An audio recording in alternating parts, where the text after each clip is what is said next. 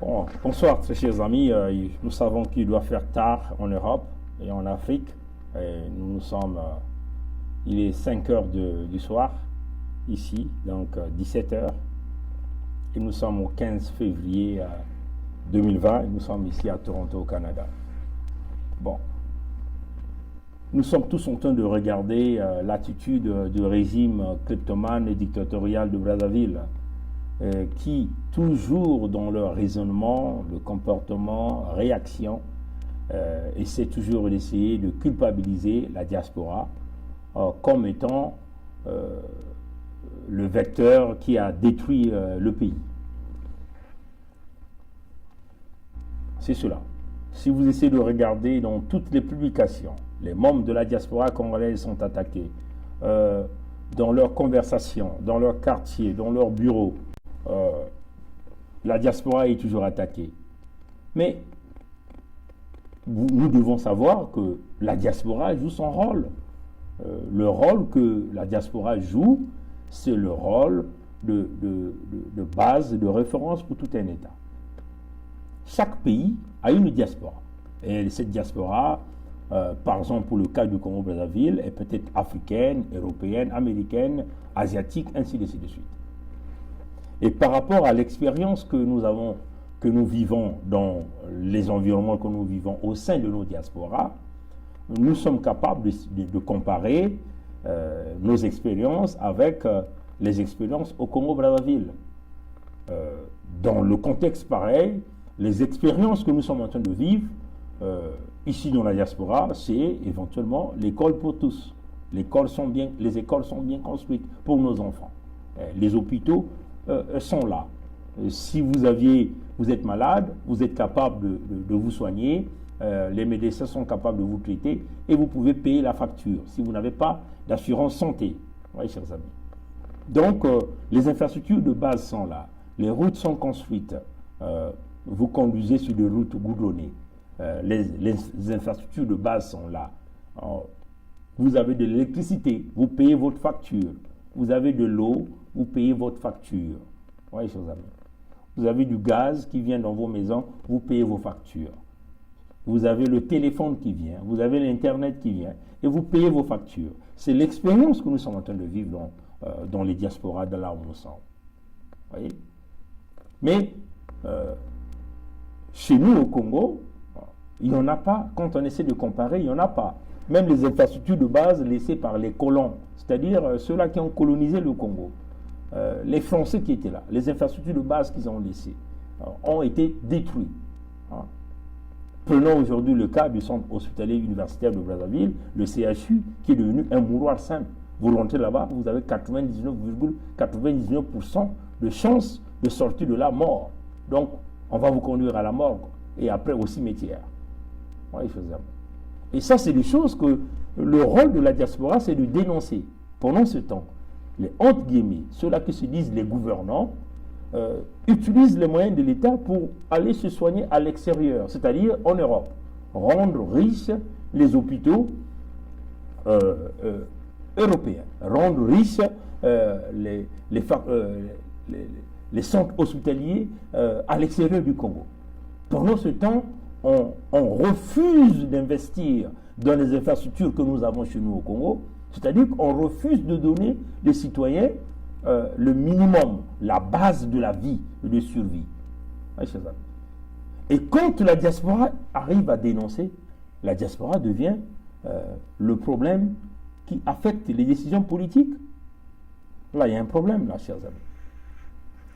C'est le même problème avec de l'eau. Le pays a des moyens. Nous sommes entourés des ressources eau. Le bassin du Congo est un bassin. Comprenez bien, c'est un bassin.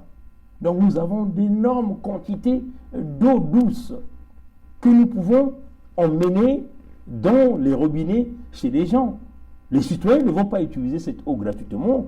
Ils vont se mettre à payer des factures pour permettre à l'entreprise d'assurer l'entretien des équipements et continuer d'approvisionner les citoyens en produits d'eau douce.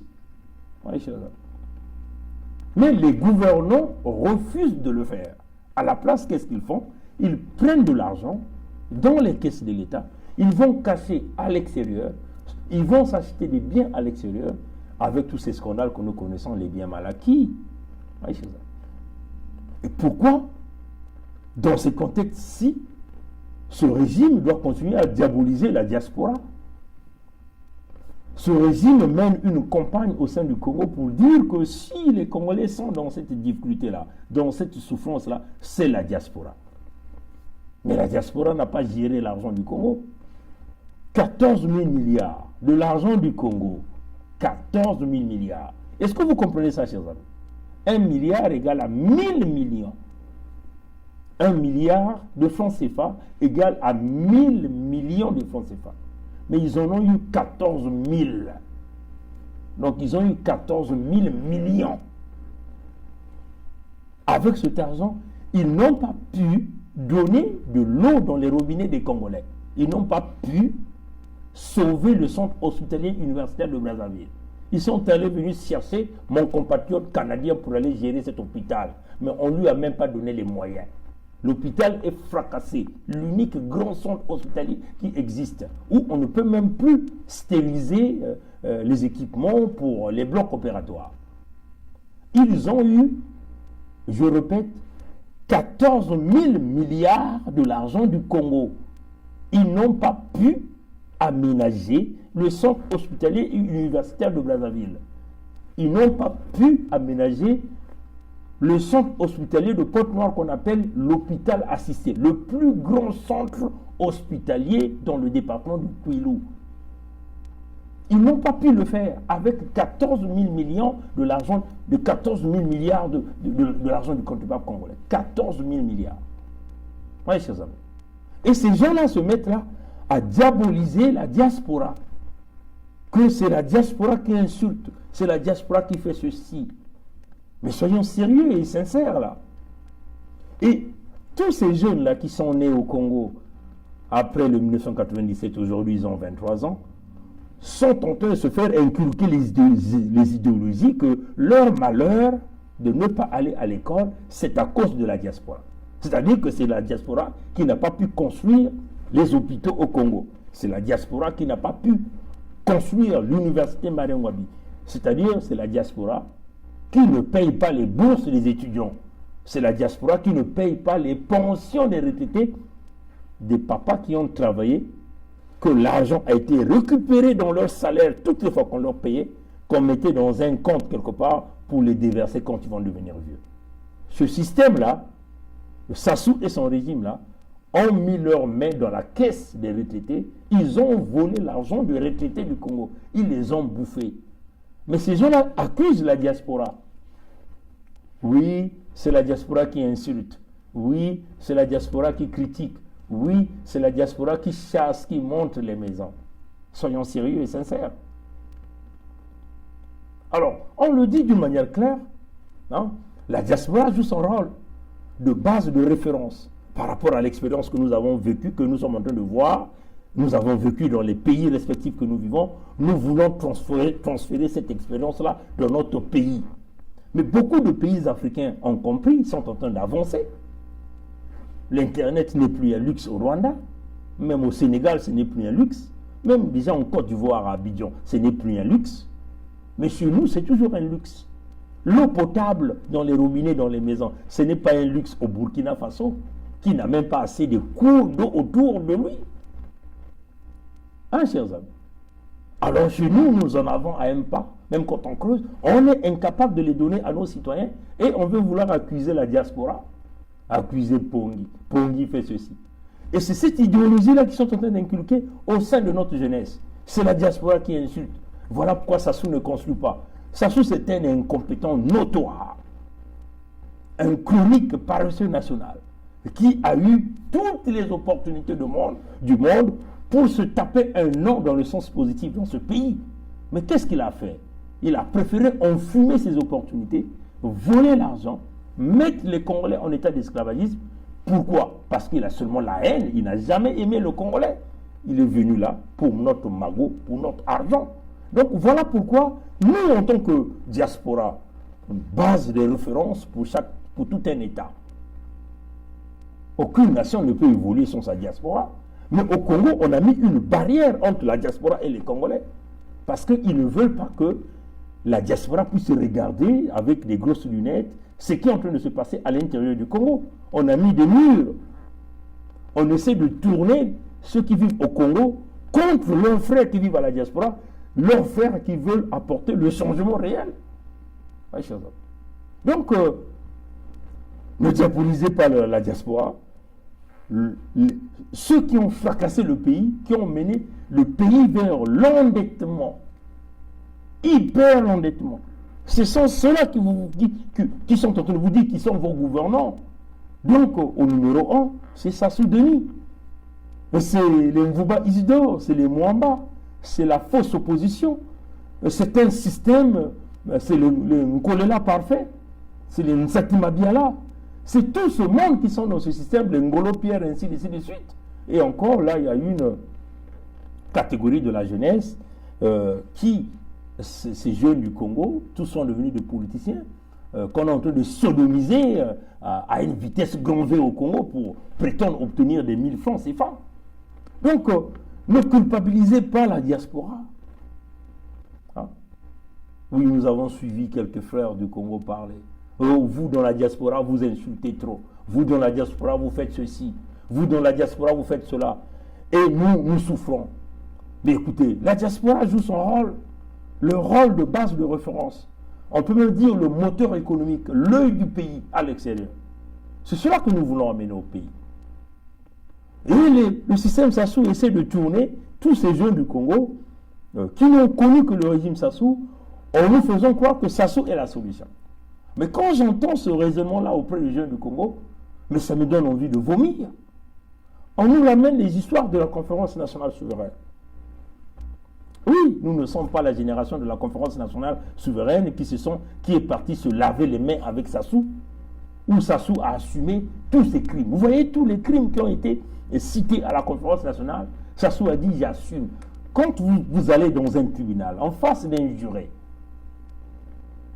quand vous dites au juge « j'assume », ça signifie que je suis coupable. Sassou l'a dit, il assumait. Il était coupable de tous les crimes réalisés au Congo, les crimes qui ont été cités à la conférence nationale souveraine. Mais vous voyez que cette génération de la conférence nationale souveraine a préféré faire quoi? Aller laver les mains. Voilà les conséquences. L'homme que vous avez exposé, l'homme qui s'est dit je suis coupable de tous les crimes, vous l'avez laissé en vie, il est revenu comme un dragon. Voilà les conséquences là où nous ont menés. Ils nous emmènent le pays droit vers les abîmes. Il est en train de fracasser le pays, il est dans les coups bas, les coups tordus, il est en train de détruire le pays à la vitesse grand V. Et vous voulez que nous soyons là, fermons nos bouches, fermons les yeux, regardez Sassou et ses amis, blancs, noirs, jaunes, fracasser le pays. Et le rêve congolais, qui va le ressusciter? Oui, chers amis. Donc, arrêtez de diaboliser la diaspora. Hein? Arrêtez de nous dire que Sassou est la solution. Il a eu d'énormes opportunités. En dehors de l'argent du Congo qu'il a volé, il est parti endetter le pays. Hein? Les Chinois l'ont dit qu'ils ne vont plus financer la zone économique spéciale de Pointe-Noire à cause du surendettement du pays. La Chine leur envoie d'aller regarder le Fonds monétaire international. Mais pour aller regarder le Fonds monétaire international, qu'est-ce qu'il faut faire? C'est le respect des 48 mesures que le FMI avait données. Ça fait partie du contrat qu'il a signé, que Sassou a signé avec le FMI. Il a signé. Je m'engage à respecter, moi, Sassou, et son gouvernement. Nous nous engageons à respecter les 48 mesures du FMI. C'est la loi qu'ils doivent respecter. Mais à la place de respecter cette loi, de s'engager de respecter les 48 mesures, ils ont choisi le boycott. C'est-à-dire que le pays peut se fracasser et ils ont des moyens, ça n'a rien à voir avec eux. Et vous voulez que nous puissions fermer les bouches? Ça ne va pas du tout. Donc, les malheurs des jeunes du Congo, ce n'est pas la diaspora qui l'a mis. Ce n'est pas la diaspora qui a fermé les écoles. Ce n'est pas la diaspora qui ne construit pas les tables bancs. Ce n'est pas la diaspora qui fait que les classes se retrouvent dans un état bondé des étudiants.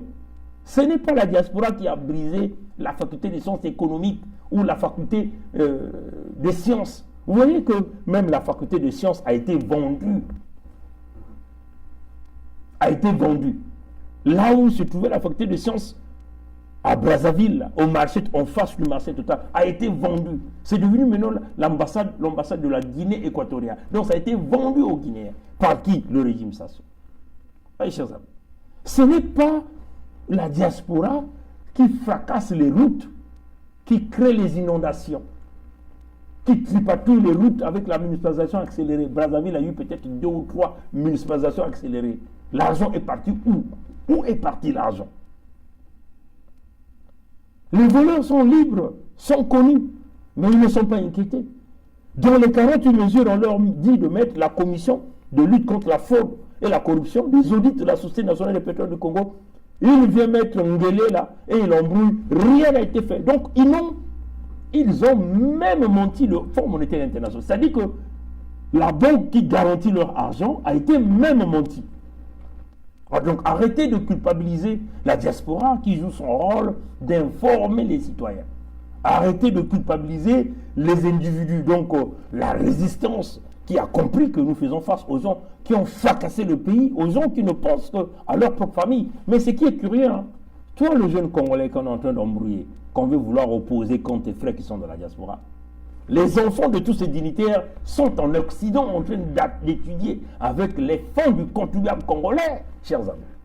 Donc ils ont fracassé les écoles, les universités. Mais à la place, ils envoient leurs enfants étudier à l'étranger. Ces enfants étudient avec quel argent? Avec l'argent du Congo, chers amis. C'est cela qui est la vérité. Ngolo Pierre a son fils là à Montréal en train d'étudier. Tous ces gens de ce régime, les Akwala, ils ont leurs petits frères ici, là. Les Nguesso, ils ont leurs enfants en Angleterre. Ils étaient là à Los Angeles. Oui, chers amis. Avec l'argent du contribuable. Ils envoient leurs enfants déjà au petit âge, étudier déjà dans ces écoles-là, avec l'argent du Congo. Et vous êtes là en train de perdre votre temps pour dire que c'est la diaspora qui insulte. Le problème, il est connu. C'est Sassou qui est la merde. C'est lui qui a foutu, qui a fracassé le pays. C'est lui qui nous a mis, qui a brisé le rêve de toute femme congolaise, de tous jeunes de ce pays-là, qui avaient des perspectives d'avenir assez grandes. Sassou a fracassé ça. Oui, de la manipulation.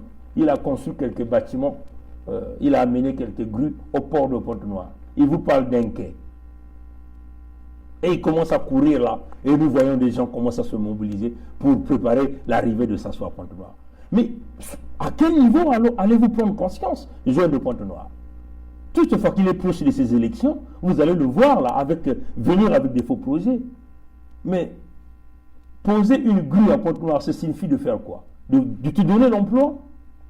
Poser une grue ou ouvrir quelques bâtiments, ça signifie quoi? Donner de l'emploi aux jeunes Congolais? Ça signifie réduire le chômage? Rien. Il n'y aura rien pour toi. Le quai qu'ils ont construit, c'est pour augmenter la capacité de leurs tankers qui vont venir charger le pétrole et le gaz au Congo. Donc plus de profit et de vol pour les Nguesso que pour toi, le jeune Congolais.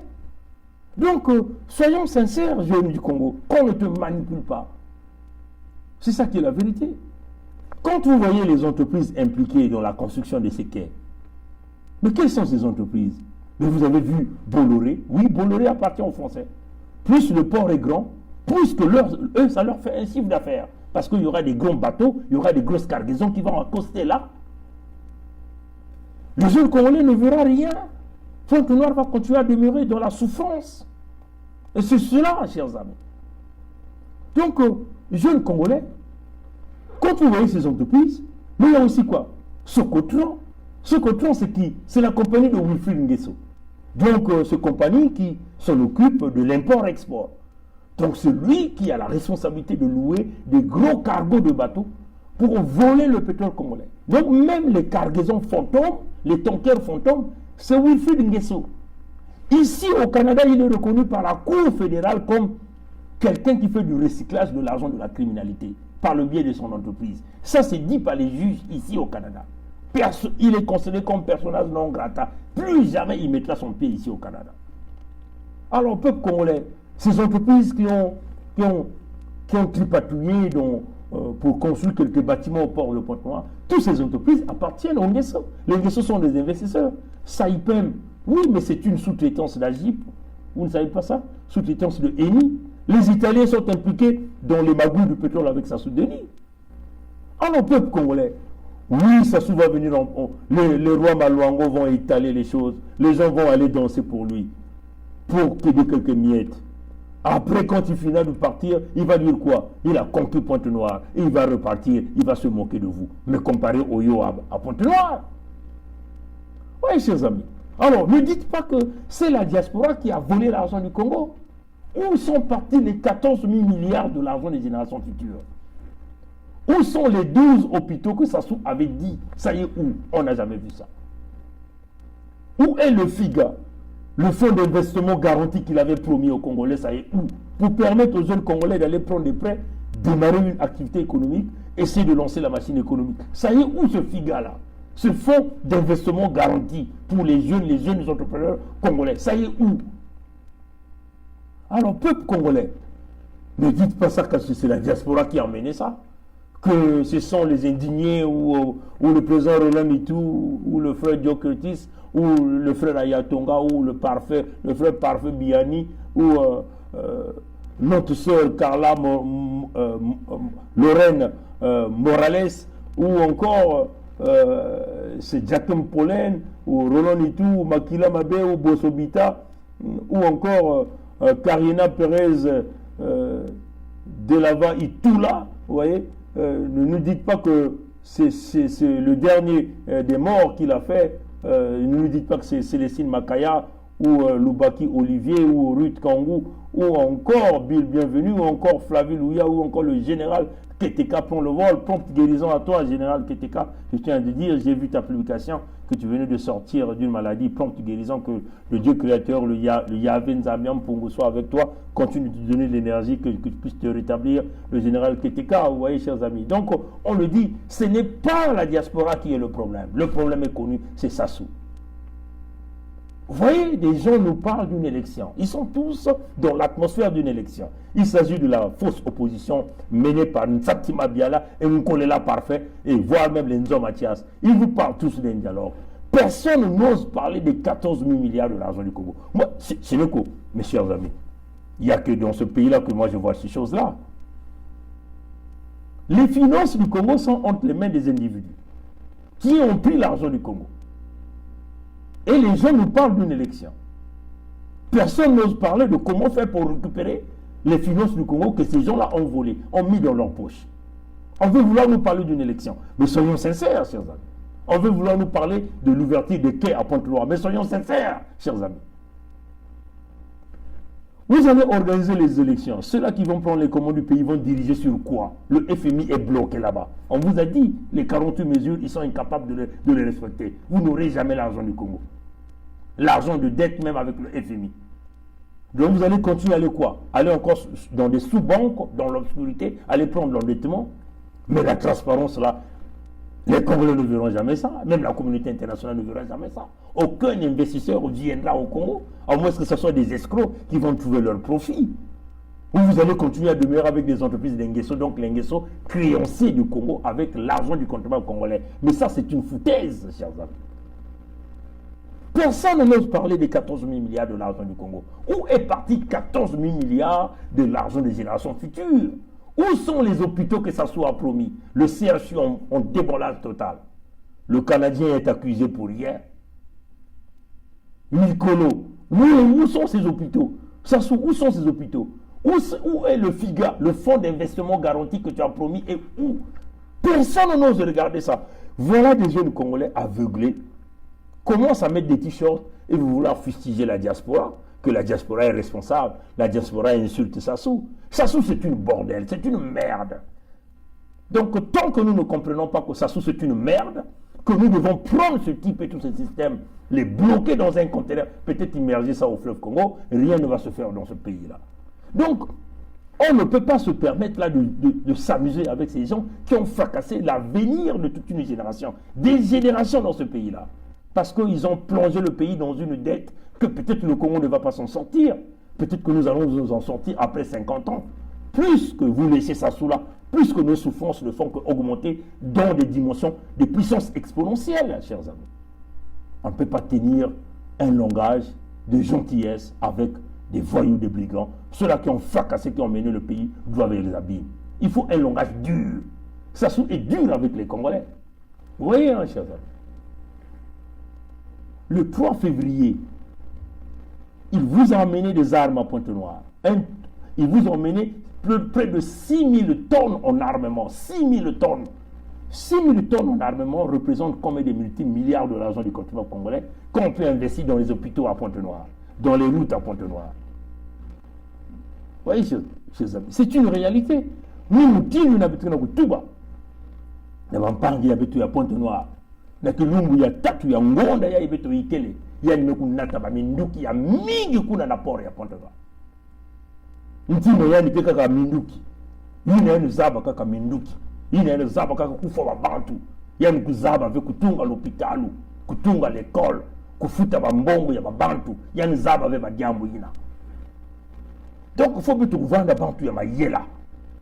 Bitu mina kuvanda kuna kubulila yani maboko yani ke nani yani kile tata nzambi yani kile mkwalulendo yani kika mutu mutindu nde mbongo ya Lukongo kile ya tata ya yani ve mbongo ya Lukongo kile ya mama ya yani ve bitu zaba ke dikane yani ke dikane ya bumputu ya kile ve dikane ya bantu ya mbongo siba mekuma na mbongo yina ke mbongo ya Kongo ba mekuma na yawo.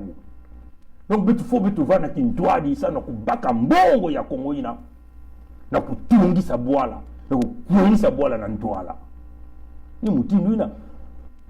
Donc ben vile na kutatamana vile na kubuli yani maboko yani kele vita tanzambi. Voilà un peu, chers amis. Donc arrêtez d'accuser la diaspora fait son travail.